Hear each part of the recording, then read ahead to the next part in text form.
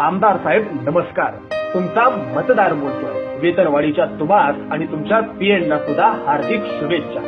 सगळे आमदार खरंच खूप गरीब आहात. तुमची गरिबी पाहिली तर तुमच्यापैकी 253 आमदार हे करोडपती आहेत. तुमच्यापैकी 80 आमदारांची संपत्ती फक्त 10 कोटी आहे, तर तुमच्यापैकी 4 आमदार तर खूपच गरिबीच आहेत, कारण त्यांची संपत्ती ही 100 कोटीच्या घरात आहे. आता एवढी वेतनवाढ होऊनही थोडीफार पैशाची गरज तुम्हाला भासलीच कधी, तर आम्ही स्वतः सुद्धा 100-200 रुपयांची मदत करायला तुम्हाला केव्हाही तयार आहे, कारण तुम्ही आमचे लोकप्रतिनिधी आहात. आमदार साहेब तुमची पगारवाढ अवश्य करा, मात्र या राज्यातला शेतकरी राबून म्हातारपणातला श्वास देखील शेतातल्या काया मातीत कष्ट करताना खपवतो ना, त्याच्या जगण्याकडे जरा बघा. शेतकऱ्यांच्या कांद्याला, ऊसाच्या, कापसाच्या, सोयाबीनच्या भावाकडेही तेवढं पाहत, मात्र महाराष्ट्राच्या कानाकोपऱ्यामध्ये ललिता बाबर, पार्थना ठोंबरे सारखे अनेक खेळाडू पैशाअभावी खितपत पडलेत ना, त्यांच्याकडे जरा टोकावून पहा. आमदार साहेब तुमची पगारवाढ अवश्य करा, मात्र आमच्या माता भगिनींना सातत्यानं अत्याचाराला सामोरं जावं लागतंय ना, त्यांच्या संरक्षणाचं तेवढं बघा.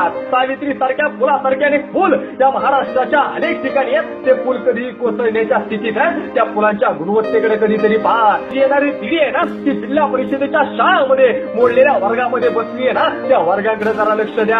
आमच्या आदिवासी बांधवाच्या पोरांच्या शासकीय वसतिगृहासाठी काय जुगाड जमतोय का, तेवढे जरा बघा. तर आपण सर्व सण आनंदानं साजरा करीत असताना आपल्यासाठी 24 तास ऑन ड्युटी असणाऱ्या त्या पोलीस बांधवांच्या समस्येकडे सुद्धा जरा बघा. रात्रभर डोळे उघडे ठेवत एसटीतील 40-50 जणांची जबाबदारी स्वतःच्या जीवावरती घेत गाडी चालवणारा त्या एसटीच्या कर्मचाऱ्यांच्या समस्येकडे सुद्धा जरा बघा. चिमुरड्या पोरांना आईच्या मायेने सांभाळणाऱ्या महाराष्ट्रातल्या अंगणवाडी सेविकांच्या प्रश्नाकडे सुद्धा जरा बघा. तर गेल्या 15 वर्षापासून विना वेतन पोरांना शिकवणाऱ्या त्या विना अनुदानित शिक्षकांच्या पगाराचं जरा बघा. देशाच्या सीमेवरती लढून शहीद होणाऱ्या जवानांच्या कुटुंबियांच्या अवस्थेकडे जरा बघा.